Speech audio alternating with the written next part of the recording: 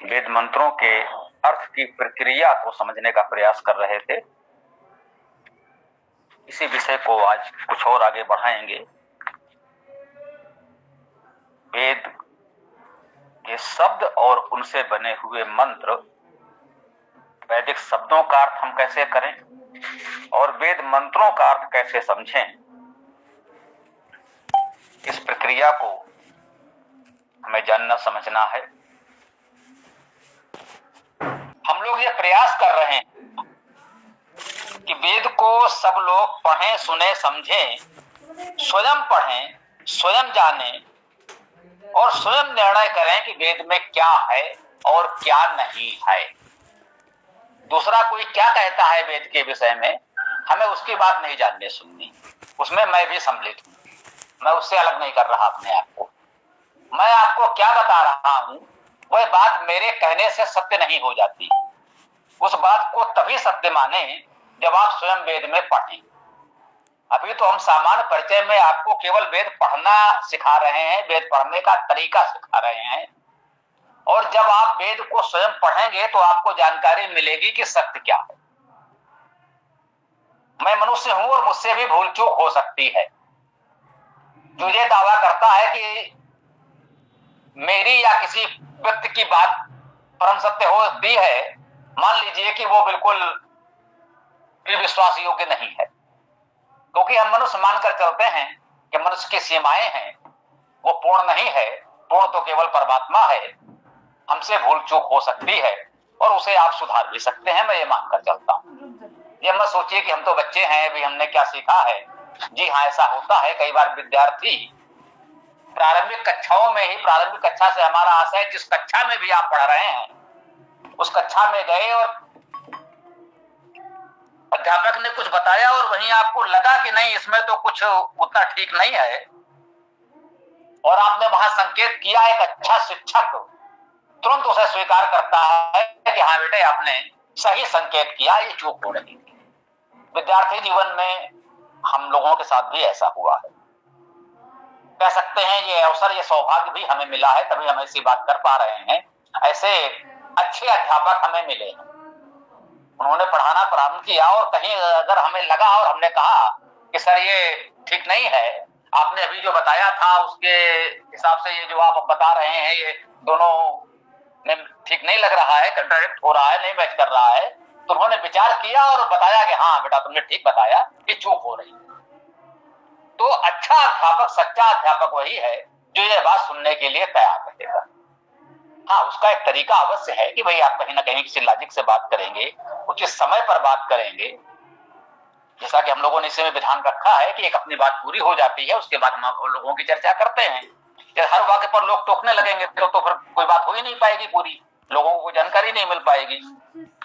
तो आज हम ये आपको बता रहे हैं शब्दों का अर्थ कैसे किया जाए। इस पर कुछ चर्चा हमने कल की, संदर्भ पर थोड़ी बहुत पहले भी हुई होगी। आज हम आपको ये बता रहे हैं कि शब्दों का अर्थ बिल्कुल ठीक है। हमने पहले भी चर्चा की है कि सभी विद्वान आचार्य इस बात पर सहमत हैं कि वेद के शब्द यौगिक हैं, उनका धातुज अर्थ ग्रहण किया जाता है।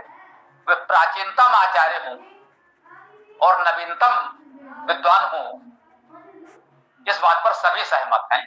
इस पर कभी कोई मतभेद नहीं रहा। फिर भी वेद के अर्थ को लेकर आचार्यों में, विद्वानों में मतभेद रहे। ऐसे ऐसे मतभेद रहे कि सुनकर आपको हंसी छूट जाएगी, आपको लगेगा चुटकुला सुना रहे हैं या कॉमेडी कर रहे हैं। तो इतने मतभेद कैसे उत्पन्न होते हैं? हमने आपसे निवेदन किया था कि जब आप वेद को कोई उद्देश्य, कोई लक्ष्य ध्यान में रखकर पढ़ते हैं तो जब संदर्भ बदल जाता है तो उसका अर्थ बदल जाता है। जैसे कि हमने आपसे निवेदन किया कि जितने भी पूजा पाठ कर्मकांड होते हैं वे वेद मंत्रों से होते हैं और होने भी चाहिए। हम सब वैदिक हैं, वेद ही हमारा आधार है, वेद हमारा धर्म ग्रंथ है। तो जो भी हमारे धार्मिक कार्य हैं वो वेद मंत्रों से होने ही चाहिए। अगर ऐसा होता है तो बहुत अच्छा होता है, सभी मानते हैं कि ये उचित है। एक बोतल लुढ़कती हुई जा रही है और एक व्यक्ति अपने सुरूर में गा रहा है, रुक जाओ जाने वाली रुक जा। अब अगर उसने इस दृश्य को देखा है तो इस गीत को, इस पंक्ति को वो उस बोतल से जोड़ेगा, और यदि उसे ये संदर्भ न हो, वो दृश्य न हो, तो हम आप भी समझ सकते हैं जब किसी कवि ने, गीतकार ने, या सुखद रूप से ये गीत लिखा होगा तो उसके दृश्य में बोतल तो नहीं होगी। एक ने और इसी तरह की बात है, जिसे आप परिहास उपहास कमेटी ही समझ लें। कोई सज्जन ठेले पर कोई फल खरीद रहे हैं, आम या खरबूजा ले रहे हैं। उन्होंने एक खरबूजा उठाया, देखा, सूंघा, रख दिया। दूसरा उठाया, देखा, सूंघा, रख दिया। तीसरा उठाया, चौथा उठाया। वो इस तरह से ठेले पर से, दुकान से फल उठा रहे हैं, देख रहे हैं, समझ रहे हैं, रख रहे हैं, दूसरा उठा रहे हैं, फल को छांट रहे हैं और साथ में गुनगुना रहे हैं, ये मेरा दिल है आवारा, न जाने किस पे आएगा। गीत की पंक्ति, उसका शब्दसा अर्थ क्या कहें, कुछ बदला नहीं बदला। गीत जब जिसने, गीतकार ने जिस भाव से लिखा हो, यदि आप देखें तो शब्दसा अर्थ उसका वही है, लेकिन उस दृश्य से जोड़ देने से उसके अर्थ का क्या हो गया, अब वो किस अर्थ की ओर जा रहा है, ये विचारणीय है। तो उसके साथ कोई दृश्य जोड़ देने से एक गंभीर, एक भावनाप्रद गीत हास्यास्पद हो जाता है, किसी दूसरी दिशा में चला जाता है। कई बार जाने अनजाने वेद मंत्रों को कर्मकांड से जोड़ देने से उसका ये हाल भी हुआ है। इसको भी थोड़ा सा हमें समझना चाहिए। जब, जैसा कि मैंने कहा था कि बड़े बड़े अश्वमेध राजाओं के होते थे, तो बहुत अधिक मात्रा में समिधा या लकड़ी की भी आवश्यकता पड़ेगी। तो साहब लोग वनों में जाकर बड़े बड़े वृक्ष काट कर लाते थे। यह स्वाभाविक प्रक्रिया है, इसमें तो कुछ भी अटपटा बात नहीं है। अब साहब यजुर्वेद में कुछ मंत्र हैं, जैसा कि बताया है कि यजुर्वेद को सामान्यतः कर्मकांड से अधिक जोड़ दिया गया। वैसे तो जोड़ने वालों ने चारों वेद ही इसी प्रक्रिया से जोड़ रखे हैं। यजुर्वेद के 5वें अध्याय में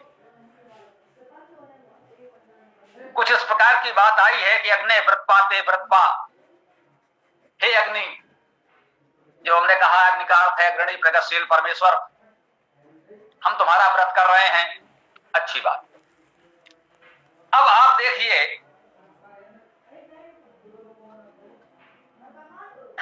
मंत्र है उर विष्णु विक्रमस्सु रोक्षयाय न कृति कृतम घृत योने प्राप्रायज्य पतिम तिर। अच्छी बात। उस परमेश्वर की प्रार्थना हो रही है, हे विष्णु, विष्णु माने व्यापक सर्वव्यापी परमेश्वर,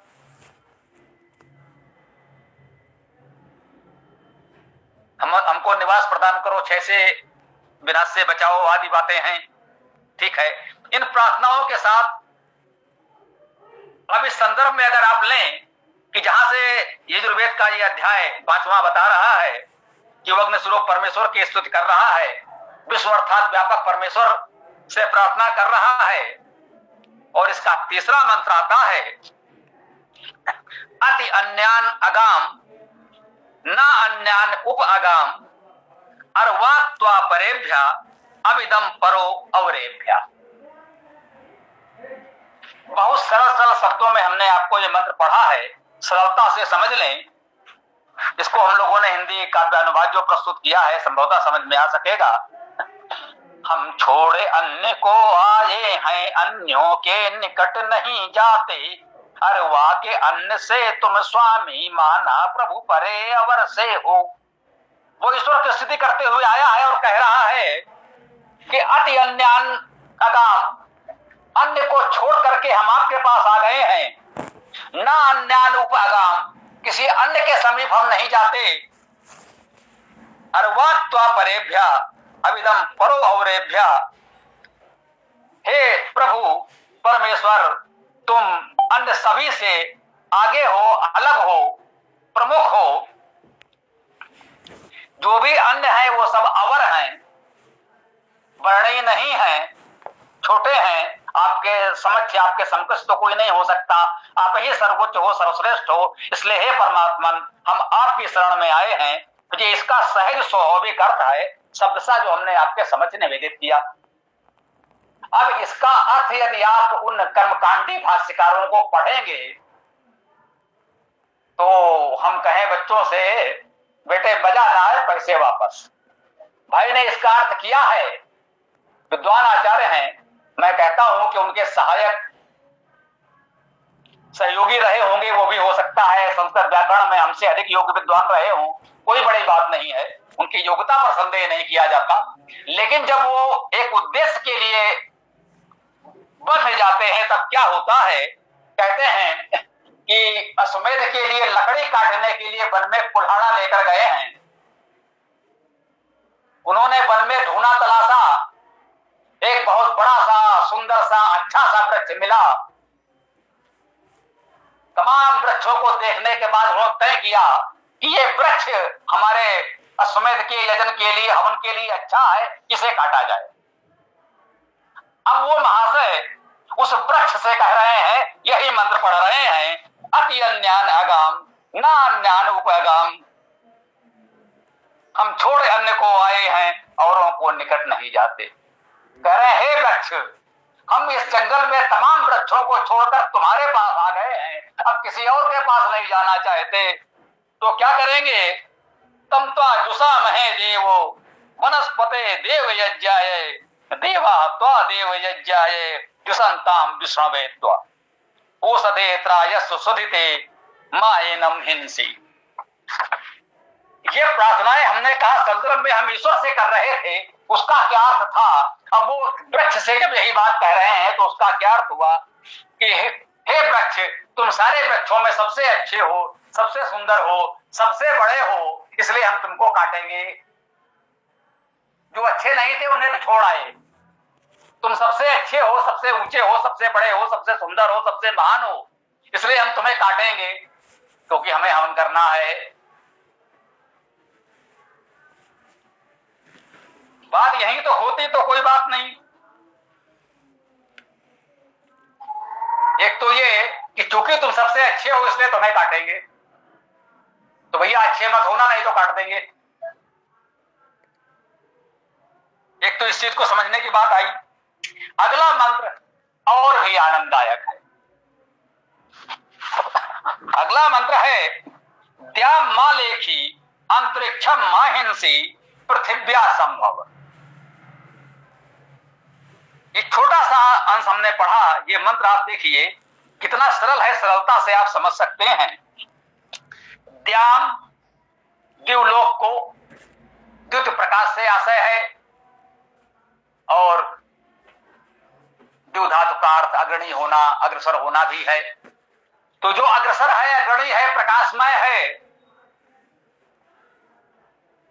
उस दिवलोक को भी समानता दिवलोक भी कहा जाता है। अर्थात जो सितारों का संसार है, जो सूर्य और चांद सितारे हैं अंतरिक्ष में, जिसे हम लोग आजकल अंतरिक्ष कहते हैं, आकाश कहते हैं, उसे वेद में दिवलोक कहा गया है। तो कह रहे हैं हे वृक्ष, हम तुमको काटेंगे। जब तुम कटकर गिरोगे तो क्या करना? द्याम उस प्रकाश में आकाश को मां अर्थात मत नहीं, सामान्य सी बात है, आप जानते भी होंगे, मां लेखी मत लिखो। उस दिवलोक पर मत लिखो।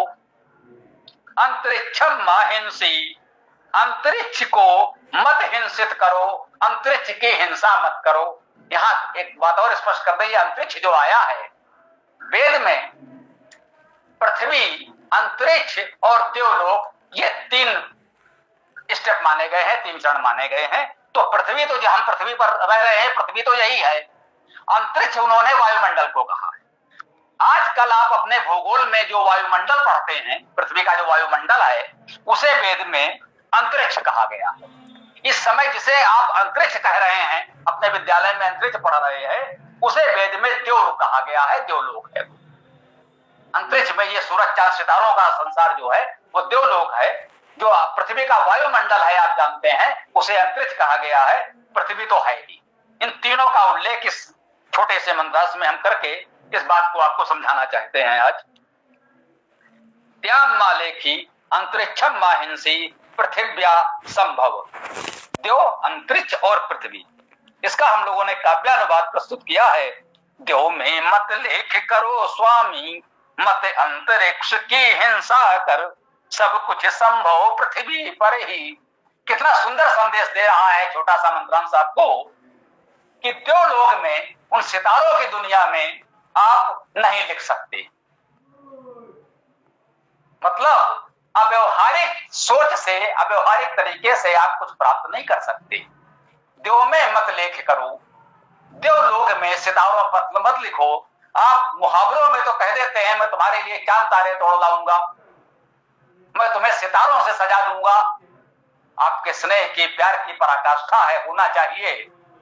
लेकिन आप भी जानते हैं ये मुहावरा तो हो सकता है, लेकिन व्यवहारिक रूप से तो ये संभव नहीं होगा। कोई शब्द सा इसका अर्थ ले ले, सितारों से तुझे सजा दूंगा, कैसे सजा दूंगा भाई, सितारे कैसे तोड़ लाऊंगा, व्यवहारिक रूप से नहीं है।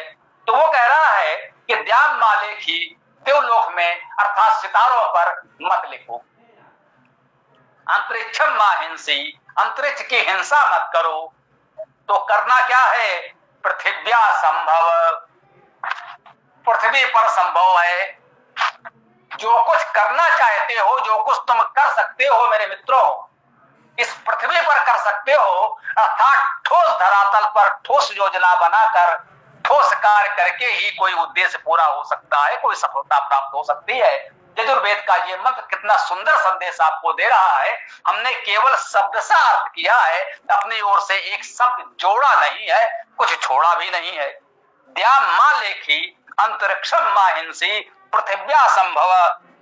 देव में मत लेख करो स्वामी, मत अंतरिक्ष की हिंसा कर, जो कुछ संभव पृथ्वी पर ही, इस पृथ्वी पर ही संभव है। जो कुछ भी है जो आप कर सकते हैं, उस ठोस धरातल पर, जमीन पर, पृथ्वी पर कर सकते हैं।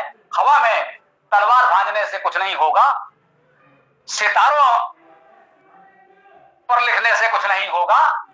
अब इसका अश्वमेध करने वालों ने क्या अर्थ किया है जरा उसको देखिए। उनका हे महान वृक्ष, अति ऊंचे, इतना ऊंचा वृक्ष है, उसे कुल्हाड़े से जब काटेंगे वो कटकर गिरेगा। अब इस दृश्य की परिकल्पना कीजिए। इस मंत्र को उन्होंने इस दृश्य से जोड़कर अर्थ किया है। अर्थ यही है, मैं फिर निवेदन कर रहा हूं, शब्द सा अर्थ नहीं बदलेगा। जो शब्दों का अर्थ है वो ज्यों का त्यों रहेगा। और देखिए कितना बढ़िया अनर्थ होता है। कह रहे हैं हे महान ऊंचे वृक्ष, हम तुमको अब काट रहे हैं, अब कटकर तुम गिरोगे निश्चित रूप से। तब क्या होगा? कह रहे हैं हे वृक्ष, जब तुम कटकर गिरो तो अंतरिक्ष को मत खुरचो। अभी खुरचो कहां से आया? जो हमने कहा मां लेखी मत लिखो, तो प्राचीन काल में सामान्यतः खुरच कर लिखने की प्रणाली थी। ये विद्यार्थियों ने पढ़ा होगा। मिस्र, मेसोपोटामिया से लेकर सिंध घाटी की सभ्यता तक जो प्राचीन लेख प्राप्त हुए हैं, उसमें इस तरह से खुरच कर लिखने की बड़ी परंपराएं रही हैं। जब कागज का आविष्कार नहीं हुआ था तो मिट्टी की पट्टियों पर या पत्थरों पर इस तरह से खुरच कर लिख दिया जाता था। अशोक के शिलालेख भी इसी प्रकार से हमें उपलब्ध हुए हैं। तो उन्होंने लेखी का एक अर्थ ले लिया कि खुरचो, जो लिखा जाएगा खुरच कर, तो वहां मत खुरचो, मत लिखो, जो भी कह लो। कह रहे भैया देवलोक को मत खुरचो, इतना ऊंचा वृक्ष है वो गिरेगा। कहीं ऐसा ना हो कि सितारों को खुरच दे, उन्हें हानि पहुंचा दे, उसमें खरोच आ जाए। तो हे वृक्ष, देवलोक को, इन सितारों को खुरचना मत जब तुम गिरना। अंतरिक्षम माहिंसी, इस अंतरिक्ष की अर्थात आपके शब्दावली में जो वायुमंडल है, इसमें हिंसा मत करना। वायुमंडल में पक्षी आज भी होते हैं, वायु तो है ही। तो उन्होंने कहा भाई वहां इसकी हिंसा मत करना, कोई मरे ना, ध्यान रखना, किसी के ऊपर ऐसे मत गिरो। कुछ पक्षी आज वृक्ष पर हो या वायुमंडल में हो, उड़ रहे हो, आपकी डाली से उनमें किसी को हानि हो जाए। अंतरिक्षम माहिंसी, अंतरिक्ष की हिंसा मत करना। और पृथ्वी असंभव, तो ऐसा करो तुम पृथ्वी पर धीरे से आ गिरो, आ जाओ। संभव, सम्यक प्रकार हो जाओ, मतलब जो तुम खड़े हो जब हम काट दें तो धीरे से पृथ्वी पर हो जाओ, लेट जाओ। और तुम इस तरह की कोई हिंसा देवलोक की, सितारों की या अंतरिक्ष वायुमंडल की मत करो, पृथ्वी पर धीरे से आ जाओ। मंत्र वही है, शब्दशः उसका अर्थ भी वही है, उसमें कोई परिवर्तन नहीं हुआ है। परिवर्तन कहां हुआ? हमने आपसे निवेदन किया कि वेद में स्तुतियां हैं, उस एक परमेश्वर की स्तुति है। एक भक्त उससे कह रहा है कि हे प्रभु, आप सर्वव्यापक हो, आप हमारे लिए बहुत कुछ कर सकते हो। करोपुर मंत्रों में हमने कहा, और इस मंत्र में कह सकते हैं वो ऋषि हमको प्रेरणा दे रहा है। क्या समझिए, उस प्रार्थना पर ईश्वर की ओर से हमें ये प्रेरणा प्राप्त हो रही है कि हे भाई, हे उपासक, आप बहुत पुरुषार्थ करना चाहते हैं, अच्छी बात है, लेकिन ये ध्यान रखें कि आपको व्यवहारिक होना है। सितारों को मत खुरचिए, हवा में तलवार मत चलाइए, पृथ्वी पर ठोस धरातल पर प्रयास कीजिए तो आपको सफलता मिलेगी। छोटा सा उदाहरण हमने आपको प्रस्तुत किया, यह इसी वेदायन पुस्तक में भी संकलित है। हमने वेदायन पुस्तक में यही किया है, हमने किसी के भी अर्थ भाष्य का कोई उल्लेख नहीं किया कि किस विद्वान ने किस मंत्र का क्या अर्थ किया है जो क्यों ठीक नहीं है। हमने केवल इतना किया, जो इस तरह के विषय थे उन मंत्रों को शब्दशः लिखा, उसका शब्दार्थ लिख दिया कि भाई इन शब्दों के अनुसार इस मंत्र का ये अर्थ हो गया, बस। शेष आप स्वयं समझदार हैं, हम क्यों किसी को कुछ कहें। हम बिल्कुल कह रहे हैं कि वो हमारे प्राचीन आचार्य हैं, वे हमारे लिए वंदनीय हैं, पूज्य हैं, बहुत विद्वान थे, उन्होंने बड़ा कार्य किया है और उन सबसे हमें बहुत कुछ सीखने को मिला है। हाँ, अपने समय की परिस्थितियों के अनुसार, देश काल की परिस्थिति के अनुसार उनको किसी विशेष उद्देश्य से उसको जोड़ना पड़ा होगा। आज जब हम उसे आज की परिस्थिति में देखते हैं तो हमें कुछ उसमें अटपटा, हास्यास्पद लग सकता है, फिर भी हम उनके आभारी हैं कि उन्होंने, जैसा कि मैंने कहा, शब्दों का अर्थ सही ही बताया है, शब्दों का अर्थ असत्य नहीं हुआ है, केवल वो जो संदर्भ दृश्यावली जोड़ दी गई, उस दृश्यावली से जोड़ देने से, उस यजन के कर्मकांड की प्रक्रिया को जोड़ देने से आपको ये भ्रम हो जाता है, क्योंकि सामान्य पाठक ये समझ नहीं पाता कि कहां वो उसका संदर्भ दृश्य बता रहे हैं और कहां से मंत्र का अर्थ प्रारंभ हो रहा है। तो मंत्र का अर्थ जब वो कर रहे हैं तो शब्दशः बिल्कुल ठीक कर रहे हैं। अब थोड़ा सा इतना विचलन आप मान लीजिए, से मैंने कहा लेखी, स्पष्ट लेखी, लिख धातु है, लिखो, उन्होंने उसका एक प्रतीकात्मक अर्थ लिखने का खुरचने से ले लिया, क्योंकि उस पूरे संदर्भ से जोड़ना है तो इतना तो करना पड़ेगा। लेकिन थोड़ा सा भी आप ध्यान देंगे तो लेखी में लिख धातु तो आपको साफ साफ दिख रही है ना। हाँ, तो जहां पर एक संदर्भ और अच्छा सा समझ लीजिए, ध्यान आ गया, मैं आपको बता दूं, जो वो कह रहा है अंतरिक्षम मां लेखी, मत लिखो। जो लोग कहते हैं कि वेद श्रुति परंपरा से है, सुन सुनकर गुरु से शिष्यों ने सीखा, ये परंपरा आज भी है। आज के युग में इतने संसाधन के बाद भी श्रुति परंपरा से वेद सुरक्षित हैं। गुरु से शिष्य सुनकर सीखता है, वो अपने शिष्य को सुनाकर सिखाता है, ये परंपरा आज भी है हमारे पास। इसका अर्थ नहीं है कि हम वेद को लिखते नहीं, हम लिखते हैं, हम कागज पर लिखते हैं और अब तो कंप्यूटर पर भी लिखते हैं, फिर भी श्रुति परंपरा है। तो जो लोग ये कहना चाहते हैं कि वेद को श्रुति कहते हैं, अर्थात इसे केवल सुना जाता था, लिखा नहीं जाता था, लेखन कला नहीं थी, वेद के लोगों को, वैदिक ऋषियों को लिखना नहीं आता था, तो अगर लिखना नहीं आता था तो ये लिख धातु क्यों है? स्पष्ट है यहां पर लिख धातु, वो कह रहा है मां लेखी मत लिखो, अर्थात लिखा जाता था, लिखने की परंपरा समाज में प्रचलित थी। तो इससे आपने क्या सीखा?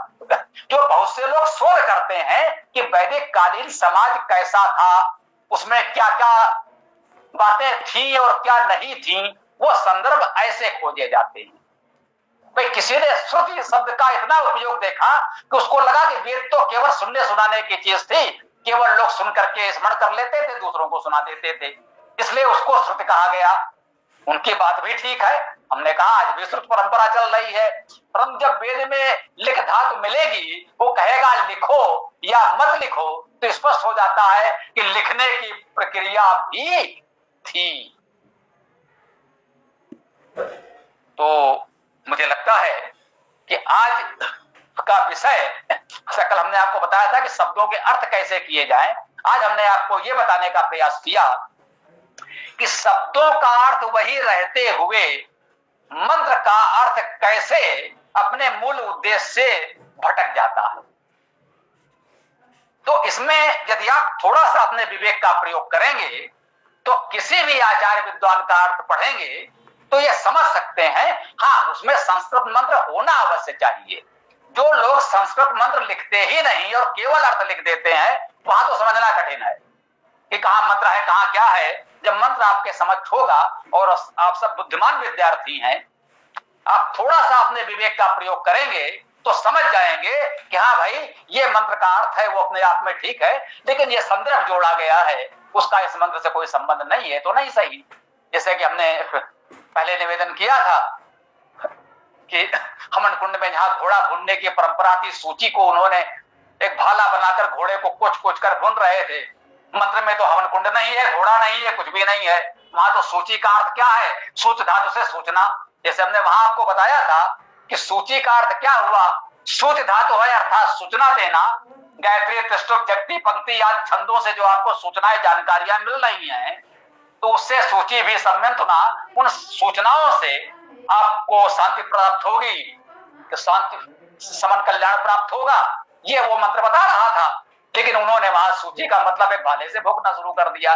वही आज के संदर्भ में हमने बताया कि ईश्वर से हम क्या प्रार्थना कर रहे हैं और हमको क्या प्रेरणा दी जा रही है कि हवा में तलवार मत भाजो, ठोस जमीन पर प्रयास करो तो आपको सफलता मिलेगी। उस संदर्भ से वो थोड़ा सा जा रहा था। तो आज आपने ये देखा कि शब्दों का अर्थ वही रहते हुए कैसे वो संदर्भ आपका भटक जाता है। तो वेद को पढ़ते समय हमें इस प्रकार से अपने मन को, अपने मस्तिष्क को, विवेक को, विचार को खुला रखना होगा, तो हम वेद का अर्थ सही रूप में समझ पाएंगे। मैं फिर एक बार दोहराना चाहूंगा, मैं किसी भी आचार्य की निंदा नहीं करना चाहता। हमारे सभी इन पूर्ववर्ती आचार्य जो अत्यधिक विद्वान थे, हमारे लोगों की तुलना में बहुत अधिक विद्वान थे। मैं कहता हूं अपने साथियों से कि उनके जो सहायक सहयोगी होंगे, हो सकता है वो मुझसे अधिक संस्कृत भाषा व्याकरण के विद्वान हों, परंतु बात दृष्टिकोण की है, उस विषय की है जिससे वो जुड़े हुए थे, जो बताना चाहते थे। आज निष्पक्ष अर्थ करने का प्रयास हम लोग कर रहे हैं। आज की बात मुझे लगता है यहाँ पर समाप्त की जाए। पुलकित जी, अब आप लोग अपनी चर्चा को आगे बढ़ाएं। ओम